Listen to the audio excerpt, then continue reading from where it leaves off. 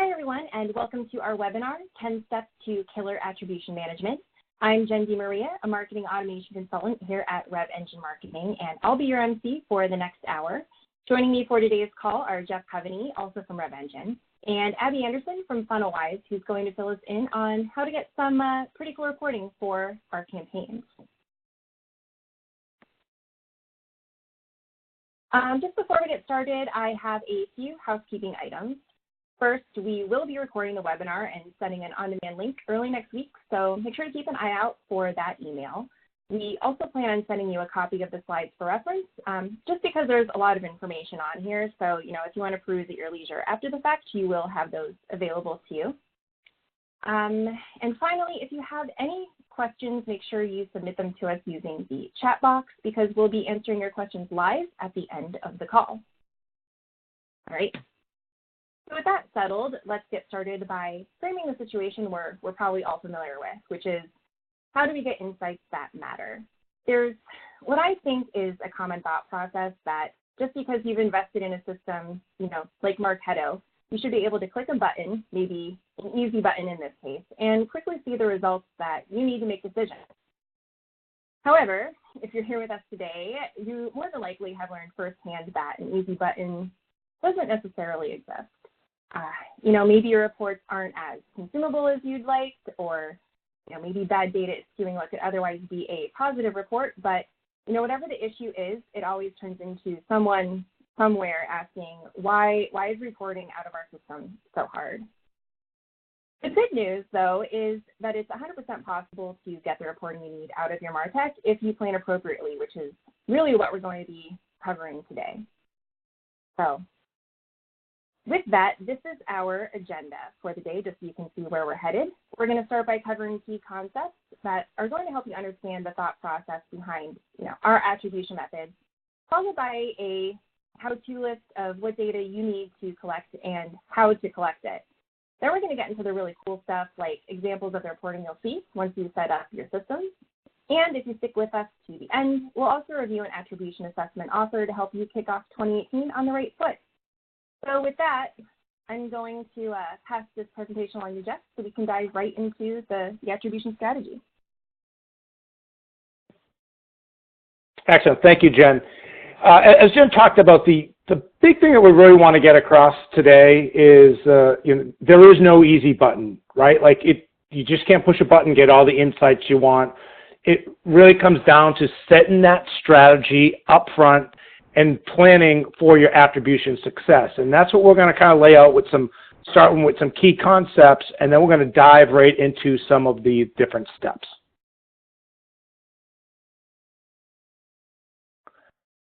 So the first is what is attribution? So what is attribution management as a key concept? We all like to talk about attribution as how revenue is influenced by marketing and how marketing just impacts the organization as a whole. We like to view it slightly different in that there are other benefits beyond pure analysis of marketing. And so, sure, number one, analytics, you can get your vision out of marketing, but the management aspect of attribution lends itself to two other major benefits.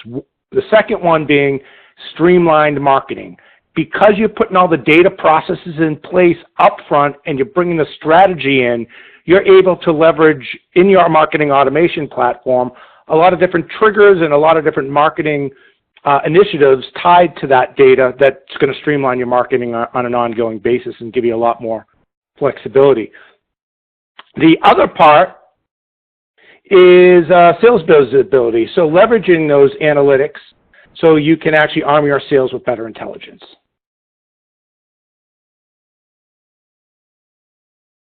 Other key concept, love bringing in Adam Sandler into some presentations, and we're going to talk about the drive for show. There's that famous golf analogy of, you're driving for show and putting for dough, right? And what we're talking about here is the importance of first touch and last touch. It's not just about the drive that brought people to convert on your offer. It's about also that last shot that you take that puts the ball into the hole.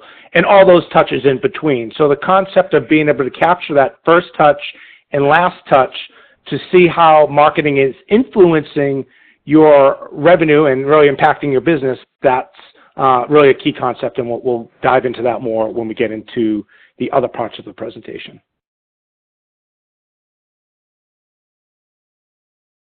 Another key concept is around the information that you want to collect.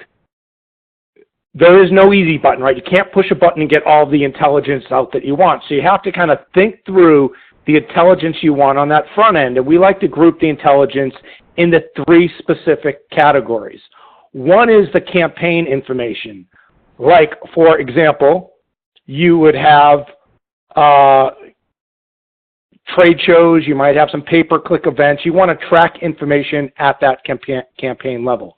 The other is the lead source information. So this information exists on the specific lead. So knowing how the person got to your site and converted, and then what they wanted.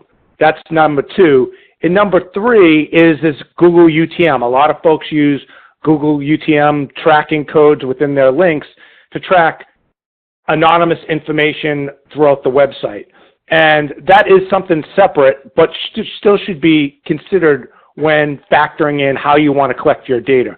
So these 3 things together, developing a strategy for how you want to bring that into your marketing automation platform is very important and requires a lot more discussion. But these are some key concepts, what I wanted to get across here. And key concept number 3 is there is no Dave or Copperfield. He's not walking through that door. There's no bad magic button to success. Figuring out what we just talked about on the previous 2 slides in some type of upfront planning is key to the long-term success. So next we're going to dive into the attribution management snapshot. My mom loves to cook chicken parmesan. She has her cheese, she has her chicken, she breads it. She makes a great chicken parm. And what we really want to get across over the next couple of slides is, like, you know, she has those key ingredients, but it's going to be different than another chef that has some other ingredients, right? Similar ingredients that makes a great chicken parm. Things are going to be different organization to organization, but there's these key elements that are going to exist, and that's what we want to try to get across. And we're going to try to go through these a little bit rapid fire, just so you can kind of get those key concepts and then go back and review them a little bit more in detail later. So let's dive into number 1, and that is the concept of being able to choose your buckets. And the concept is you have a lead source and a content asset. And what I mean by that is you have the concept of how a person got to your site or consumed a piece of content, and then actually that piece of content. And this step revolves around choosing those particular, getting naming conventions together and then deciding what goes in which bucket. Pretty easy to understand that a lead source is probably online advertising, and a white paper is what they wanted, right? It's the asset. Some things require a little bit more discussion, like a trade show. This is the step you're going to go and figure all that out. Get together, sit together with your group, get the whiteboard out, and start putting things in different categories. And then, of course, there is the UTM parameters, and what we usually recommend is trying to keep those separate. Sometimes you can mix them together, but generally they are a different set of metrics that have their own type of naming convention. So trying to just figure out how all three of these work together is what this step is. You're going to choose the buckets and make sure that you're going to collect this data consistently. Let's go to step 2. Number 2 is once you've determined those buckets, now it's figuring out what those naming conventions are. And some of you might be laughing at the bad and good below because maybe some of your data looks like this. We certainly see when we start working with clients that sometimes the data isn't exactly the way that you want it. And obviously you want to make sure that you have some consistency with what you're going to call different things. If you don't want to have 7 different editions of case study, you want one version of case study. And determining those naming conventions are going to be really important down the road. So, like, for example, this case study that's under the content asset detail of CS-2018, that's going to help you not only keep your data organized, but you're going to be able to trigger different events based on the last touches of that content asset detail. And you want to be able to maintain some type of defaults grid. So grab a Google Sheet and start populating that so that not only you know what they are, but your team knows what those defaults are. Let's go into step number 3. Step number 3 revolves around how to collect that intelligence. All right, so we've gone through 2 hard steps. Now we're like, all right, well, we've determined what we want. Now we have to start to build those fields to collect that data. And we call this the Attribution 18, which serves as a bucket for 18 pieces of intelligence that are collected every time there is a web form fill out, or maybe there's a data import. And this varies. We've had clients that say, great, we want the Attribution 18. We've had clients that say, let's do 10 versions, and we have clients that do more. The important part is figuring out what the data you want to collect and then collecting in that. And as you can see here, this is an example where some of those UTM value, tracking values from Google are separate than the lead source and content values. Let's go on to step 4. Step number 4 is usually something that doesn't happen right off the bat. A lot of organizations will start off by collecting the first touch information and just keeping that first touch of how somebody got to them. And remember, we're talking multi-touch. We want first touch and last touch. So a great analogy, take your favorite sports team, whether or not it's the Warriors or the Patriots. There's a date that they won their first championship, right? Like they win, and that date never changes. For the Patriots, their last Super Bowl win was last year, and so wasn't the Warriors. That most likely is probably going to change sometime in the future. So you want to make sure your systems are set up to collect the data so that when you have lead source and content asset, you know the first thing that they did. It's really important. Like your birth date. Your birth date never changes, but different places that you might move in your life, there are different places, right? You have different dates. You move to different apartments and cities, so that's going to change. You want to make sure your systems are set up to collect that first and last touch.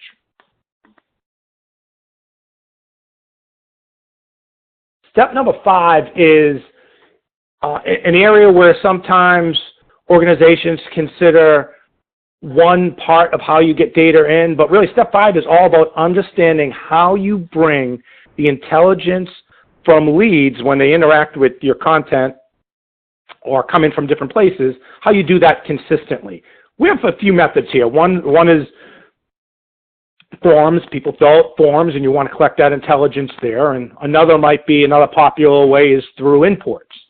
And the big message here is you want to collect that data consistently.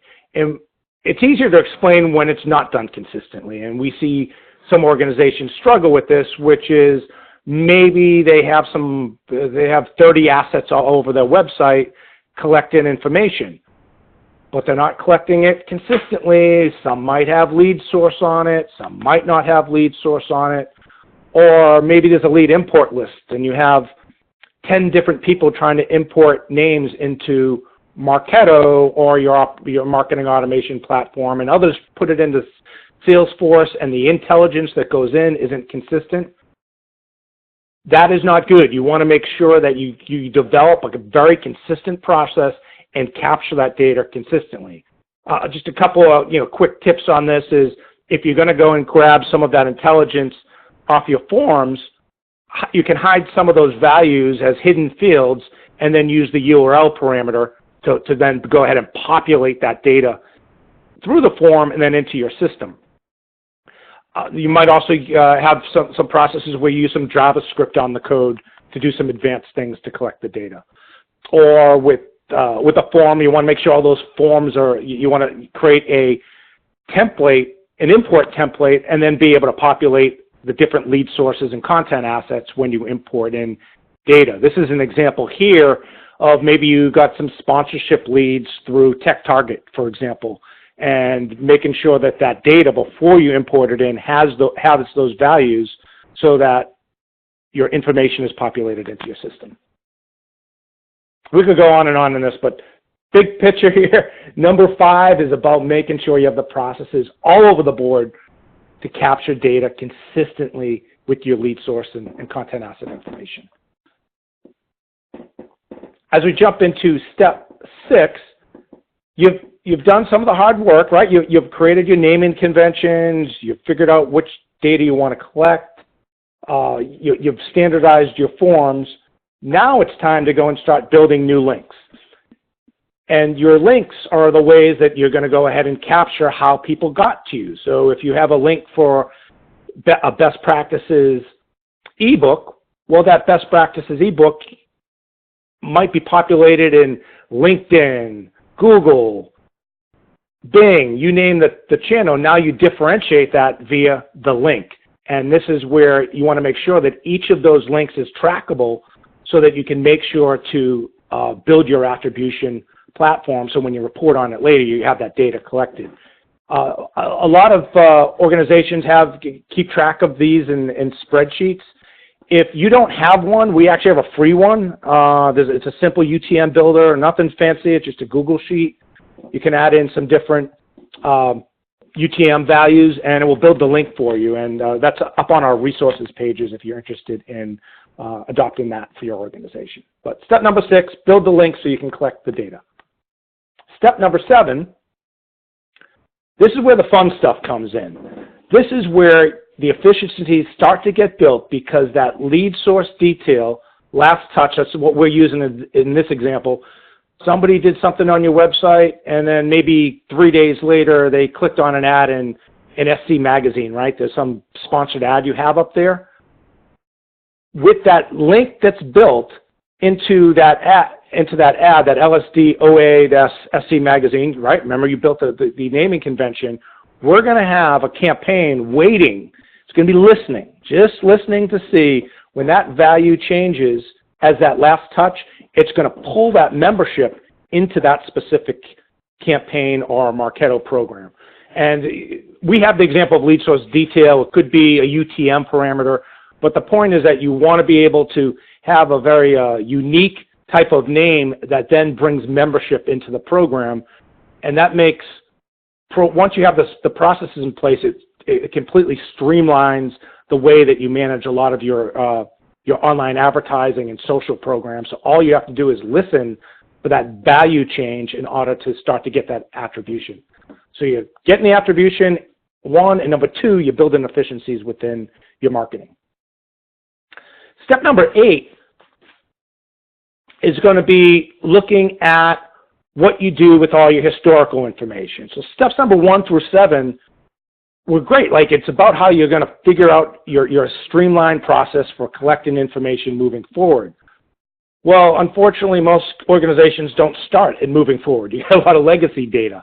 And as part of this initiative, what you want to do is kind of look through and say, how do we best manage our historical data? You can do nothing. We don't recommend doing nothing. You can try to get super advanced by taking all the blank data that exists and creating all this logic to try to get people into different programs and backfill their lead source information to be very accurate. That takes a lot of time. Usually we find some moderate ground. Most clients will, when we work with, they'll normalize some of their data, like from website to website, if that's spelled incorrectly, and then populate a lot of the blank information, as well as to do as good a job as they can, and then whatever they don't do, they fill in with something like legacy. But this is step number 8. You figure out what you're going to do with all your historical information.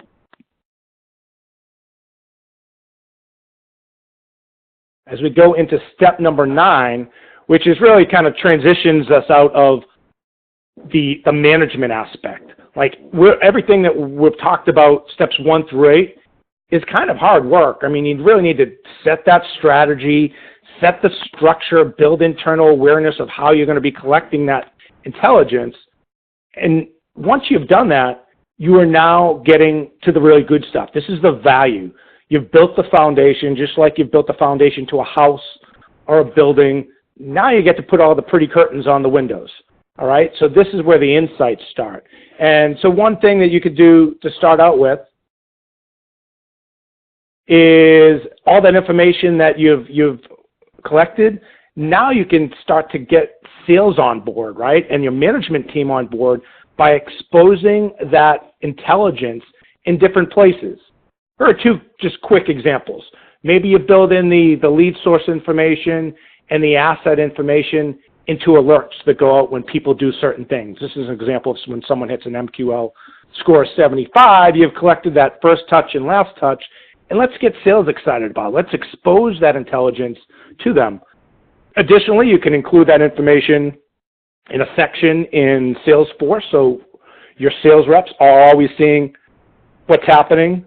We've also had clients that leverage this first and last touch, the first and last touch information within interesting moments within Marketo. So they use that last touch, and then they use that as if, for the technical Marketo folks, you would then use that as a token within your interesting moment to get that intelligence to the salesperson. So this is one part for the sales part. Let's dive a little bit into reporting. I'm going to talk a little bit about more of kind of the basic reporting, and then Abby's going to go right into like some more of the advanced stuff, because now we already have the concept of how we're collecting the data. Now we want to know how we can start to report on it. So here are a couple of just really simple reports that exist. You can get these through Salesforce and or Marketo, or probably any of your other marketing automation platforms. There's no extra license involved. You can get some decent analysis. Those are the pros. I would say it's probably those systems are really not purpose-built for very deep analysis, funnel analysis, but you get a lot of the basics. So here's just an example that we've used with some of our clients. They like it just a baseline report. Give me the top one, the new leads by lead source. Let's look by the time when they're created and by the lead source, and let's see, just get a volume number of how many are coming in. I'd recommend after this call, if you want to kind of see how you're stacking up, just try to run that report to see what your values look like. There's a decent chance, at least when we've worked with clients, that these 6 values are not 6. They're like 666. There are a lot that can be there. So we're going to normalize that and look at these types of reports. Another example is how that can be exposed in Salesforce, or maybe you want to dive into your assets. What do people really want? What are the top 5 assets? And this is an example of best practices, a money management type of asset. So these are some of the native insights you can get through Salesforce and Marketo. I want to show you another report.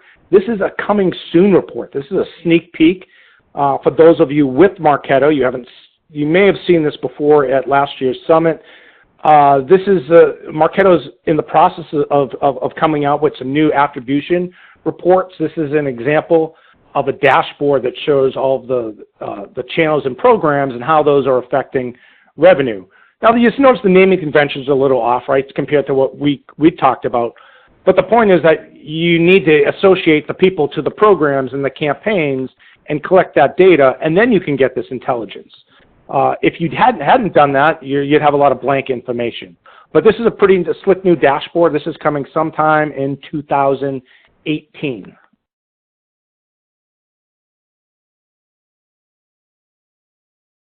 And with that, we've set up, to kind of recap what we talked about the last 20 minutes or so, we've gone through how to set up the key ingredients at least for setting up that attribution management system, the importance of how it will normalize a lot of your data and give you better insights, and a few reports to kind of get you started.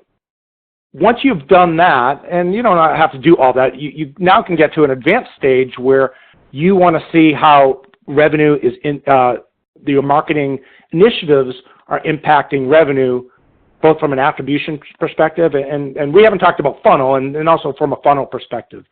And this is where Abby Anderson she's going to walk you through some pretty cool stuff that you can do on the Funnelwise side. So this is Funnelwise is a third-party application. There are others out there too, but Funnelwise is a pretty solid one that can help you gain insights into your marketing. So with that, I'm going to hand this over to Abby. Thank you, Jeff. I really appreciate it. Good afternoon, everybody. I'm really excited to join you. As Jeff said, my name is Abby Anderson. I am our Vice President of Client Operations here at Funnelwise, and I've had the opportunity to be with the company for a little over 3 years now and work with hundreds of companies and lots of different processes and see some good, see some not so good, and be able to work through some of those best practices that Jeff was talking about through those different steps. And as we kind of click into the next slide here, as we look at following those best practices and understanding what we're doing, if we can hop into the next one, there we go. You know, part of, as a marketer, and as we're looking at it, the question is, what's important, right? So is it important that we have really good, tight campaign management, or is it important that I focus on increasing my marketing's influence? And the reality is it's both of those things. And you're seldom going to have one without having the other.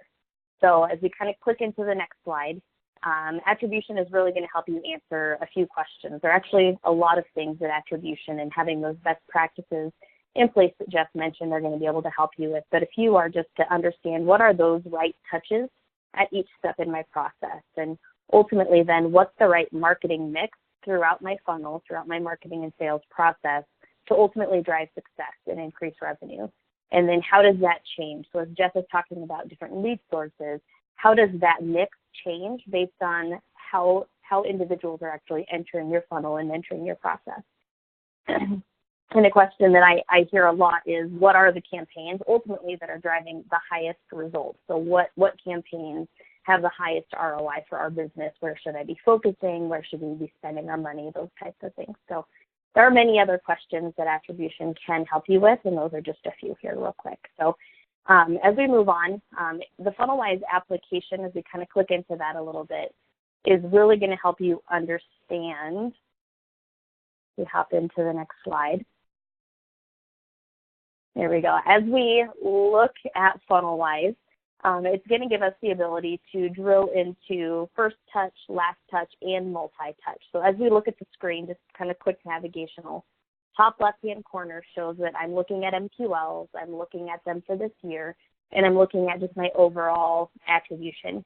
And as we see, I have the ability to drill into information around the first touch, the last touch, and even the multi-touch. And then to the right of that, towards the top, you'll see it says by campaign name or by campaign type. So right now what we're looking at is saying, of my MQLs, what are those campaigns, specifically by name, that are driving things forward throughout my funnel? So if I'm looking at MQLs, it's going to give me the ability to say which specific campaigns are helping push things forward most successfully. And if you look towards the bottom of the page, you'll see the second option, website, digital book, has an 18% conversion rate moving forward. If we look a couple more down, the website demo request has a 50% rate moving forward from MQL. But what this attribution is really going to help you understand is what are those right touches along the way based on naming convention, based on controlling the processes, what's ultimately going to drive the most success moving forward. And if I were to click then at the top left-hand corner on that MQL, I would actually be able to drill into additional information. And so if I wanted to say, well, perfect, Abby, this looks awesome for my MQL stage, but what do I need to be doing at my SQL stage? Or what should I be doing at my opportunity stages? What is that right mix? What is that right content campaign that we should be influencing people as they're moving through my funnel? And so as we're looking at the information, and again, this is obviously within Funnelwise itself, but as we look at the data, this is an entire business. Something that's equally as important and sometimes maybe a little bit more from a marketing perspective is to understand what happens for specific sources. So if I were to click into some additional information in here, I'm actually able to also drill in based on lead sources or other data segments in here.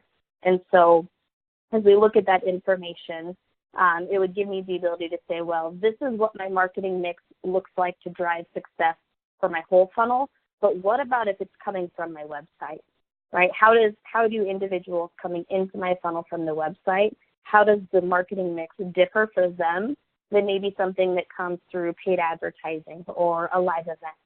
And again, I can click on first touch, I could click onto the multi-touch, click into the last touch, and actually see what are those things that we're actually interacting with people on. And again, this one's actually broken out by type as we look at that. So, as Jeff is talking through some best practices around things that you want to have put in place around naming conventions and making sure you know what you want to track and what you want to understand, it's really going to ultimately set you up to be able to be successful, to say, what are those things that I should be doing? Attribution as a whole is really important.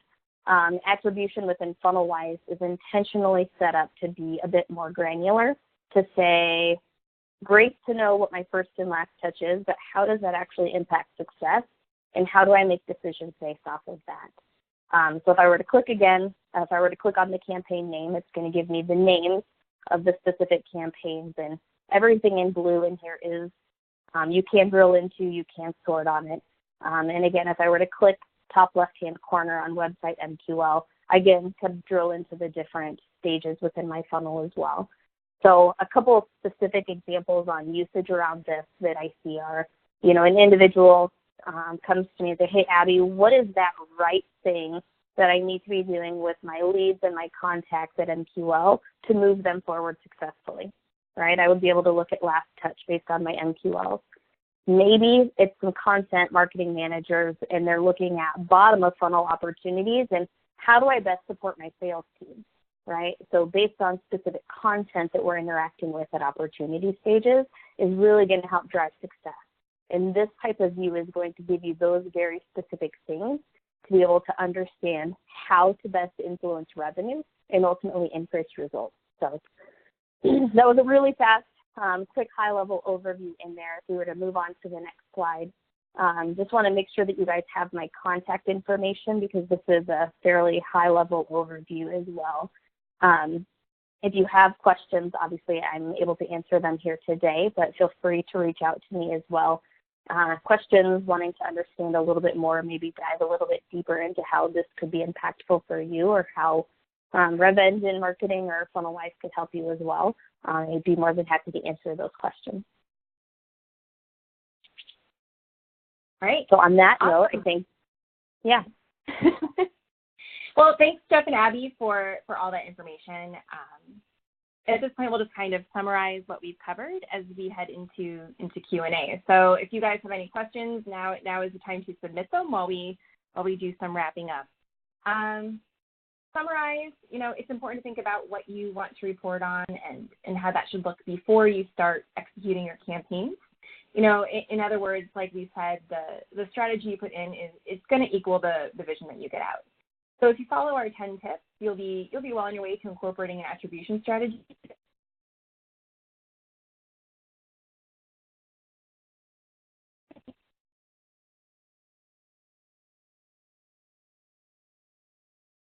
For those of you who are watching, we are offering a fairly in-depth readiness assessment that will help diagnose reporting gaps and show where you can leverage the ideas we talked about today. The assessment starts at $3K for a several-week engagement that includes personal calls with our experts. So if you're interested, make sure to reach out to us at info@RevEngineMarketing.com. All right. So now is time for everyone's favorite section, the live Q&A. So guys, I guess I'll just dive in. So this one kind of centers around UTM parameters in general. So we have a separate group that uses Google UTM parameters today to track traffic in Google Analytics. How do we get that intelligence into our marketing system? And these folks use Marketo. Great. I guess I'll jump in and grab that. So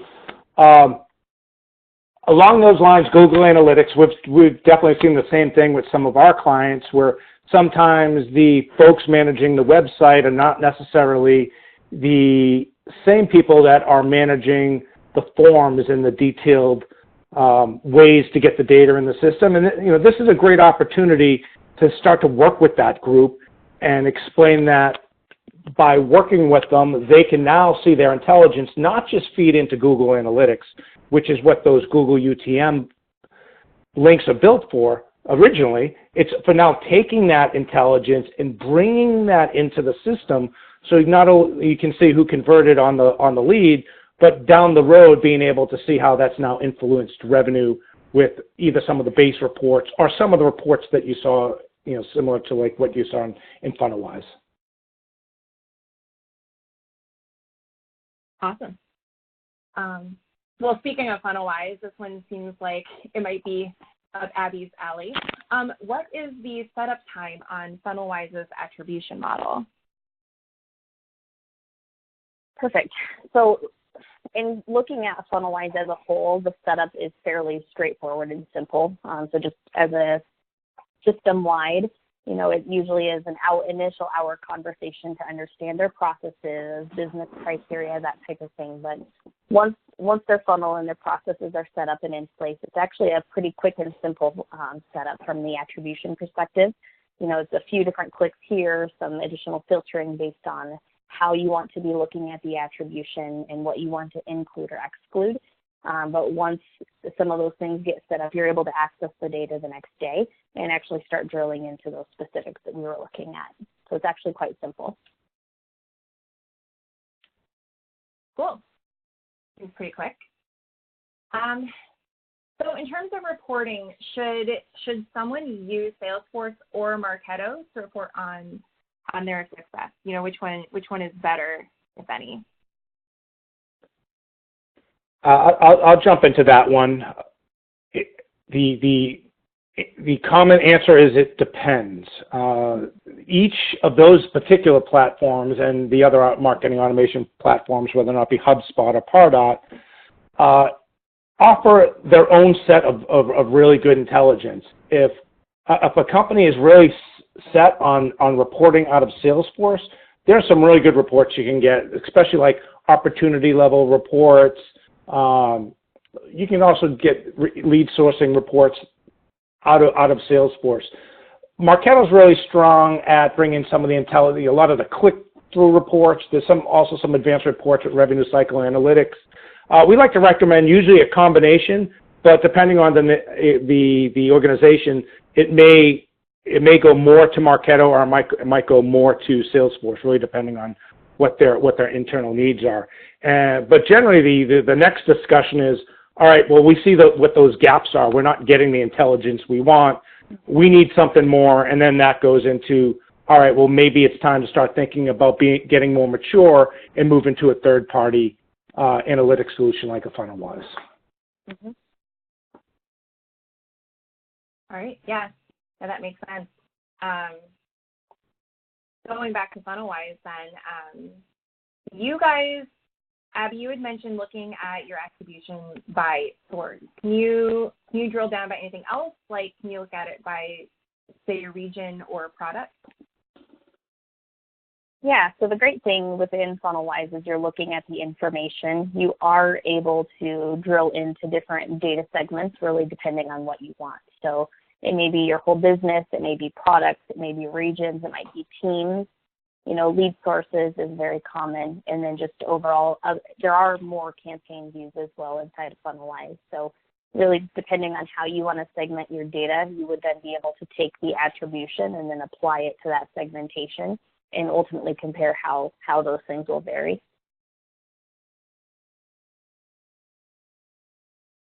Good question. I think that lends itself too, right, to, we saw some of those nice reports with Funnelwise, but the better you collect your data up front, like the more that you go ahead and plan for that, the more that you can start to break down your intelligence on the back end. Yeah, most definitely. Yeah. I would say, from that perspective, oftentimes once people start looking at their data and viewing it through something like Funnelwise, there's usually oh, wow, we really need to clean up how we're managing our data or our lead sources. I mean, your example of having 600 different lead sources, that's not, unfortunately, that uncommon. I mean, people change, processes change, and just making sure that stuff is managed and monitored is really important. That's a really good segue into this question, I think. And you both might be able to answer it a little bit differently on both your ends. Mm-hmm. But this says, as you might know, Marketo overrides the source information with the last touch. So how or where can we store the multi-touch information? So, that'll probably be different in both systems. So I'll let you guys take it away. Yeah, I guess I could address that first. It's a lot of different ways to do that. And the way that we would kind of look at it with the system we just reviewed is think about it like golf. First touch and last touch.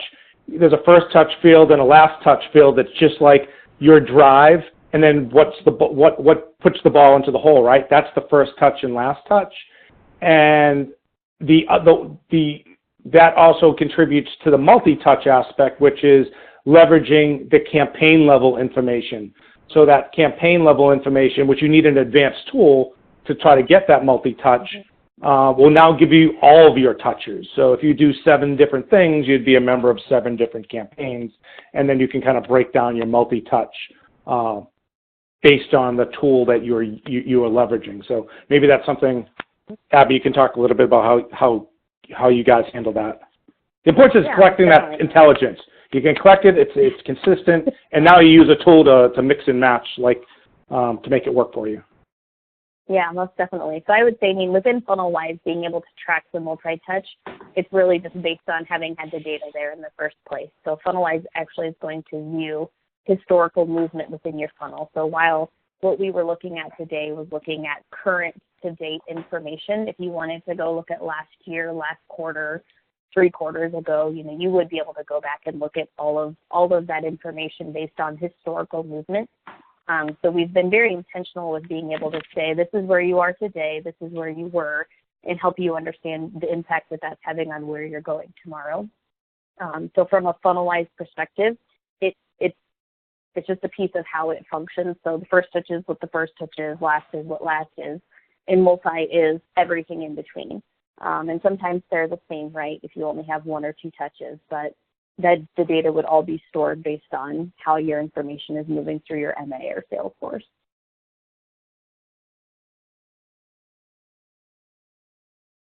So maybe that ties into a question like this then. So how do we track traffic that comes to our site with a trackable link? So you have all the different campaign information and things like that, but then maybe they don't convert until a few days later. Like, how do you store that information and make sure it's properly accounted for? Oh, I love that question. Everyone always tends to have that issue. We call that the Teflon lead. And why we call that the Teflon lead is, in a typical situation, you might put in a trackable link through LinkedIn or your online advertising platform to a page with a form, and then someone doesn't convert right away, and they navigate away, and they come back like 3 days later, and that intelligence is lost. Thus, it's the Teflon lead. The intelligence falls off of it. And we've seen a couple of different solutions that now takes that from being Teflon to being sticky.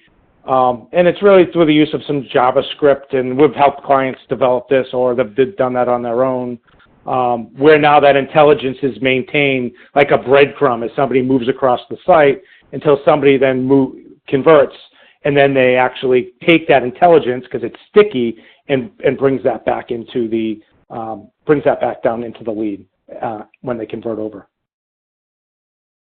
Yeah, and then I would just add to that, kind of piggybacking on all of the best practices Jeff was sharing before, as long as you're capturing that data and as long as you have that from a tracking perspective, you'd be able to track that type of information inside of Funnelwise as well. So as long as you're capturing it, as Jeff was talking through, you would be able to view it within the Funnelwise application as well.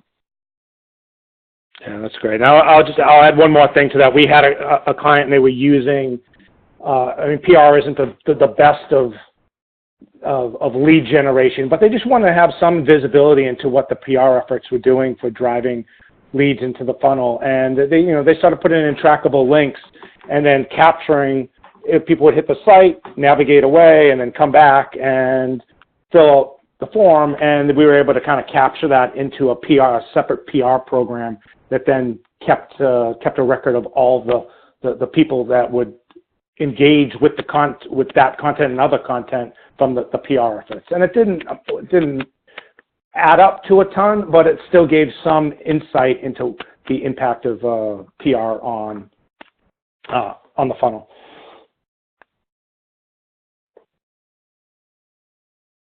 Awesome. Looks like one final question here for Abby. What was the reasoning behind looking at attribution at a stage level versus maybe a little more holistically? It is a really good question. So from an attribution perspective, I would say there's a lot of tools out there in the market, right? And somebody had mentioned Visible, Full Circle, Lean Data, companies like that.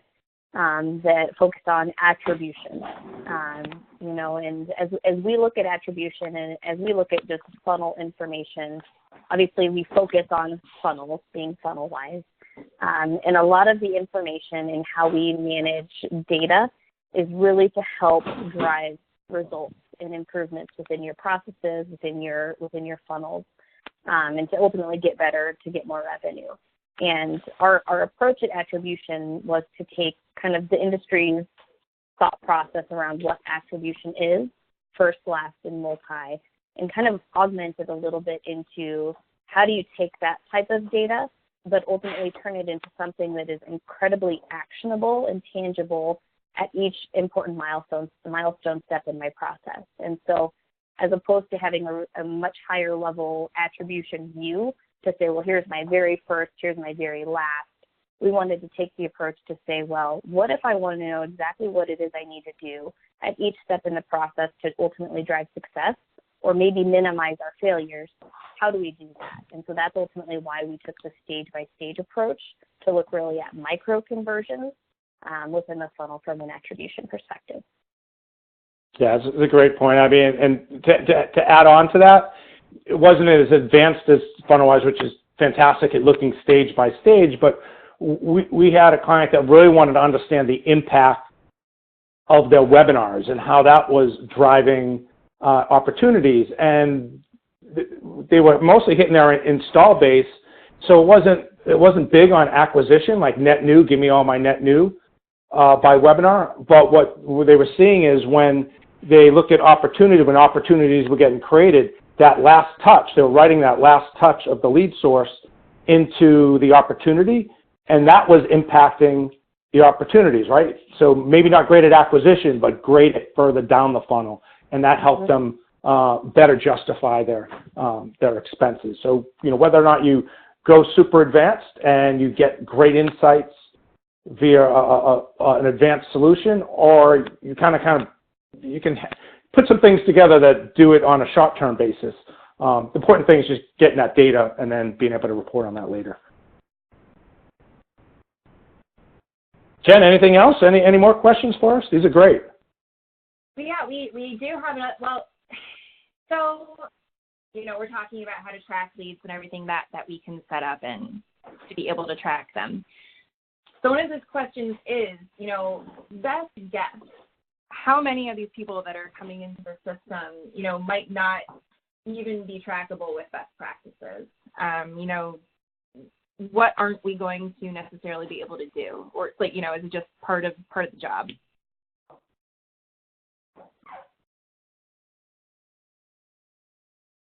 So the question's more like, where are those gaps going to be? Is that? Yeah, like what's an estimated percentage of new leads that you may not be able to drill down into? Well, from our perspective, if you have the system in place, it should be next to zero, but that's never the case. There are always straggler records that come in, and I think it was like step number 3 or 4. Part of setting up the management system is to find out every place where records are coming into the system so you can properly tag them. And just think about it another way. Think about it like an assembly line. Like an assembly line knows what's coming in. It does the things to the product as it goes through the assembly line. Well, if you take a beer can and you put it on an assembly line, it's going to work. If you take a a can of Spam and you put it onto an assembly line, it's not going to work because it doesn't know about it, right? So you need to create that assembly line and understand all across the board, ranging from your forms to your list imports to different APIs bringing in data. We've seen where data comes in from support through support applications, and then what the heck do you do with that? How do you stamp that for lead sourcing? It's a constant process.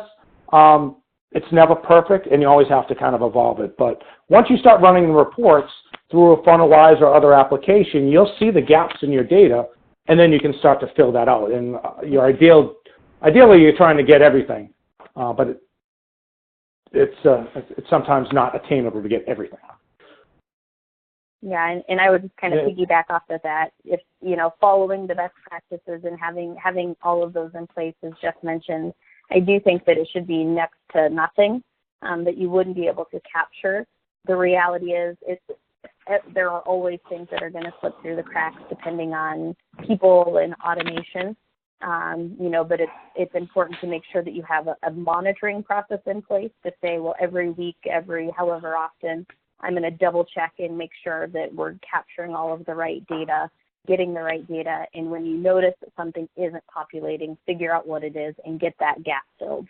And so the more closely you're able to monitor it and see it, the easier it's going to be able to make sure you're capturing all of the right information. Yeah, that's a great point. A little bit of a process, right? You got to figure that out, but once you get to it, it's more of a management of the exceptions than the exception is the rule. Yep. All right. Well, in that case, we have one more question before we wrap things up. So when looking at attribution opportunities, should we be looking at the specific leader contacts that did the interaction, or should we be looking at the account as a whole?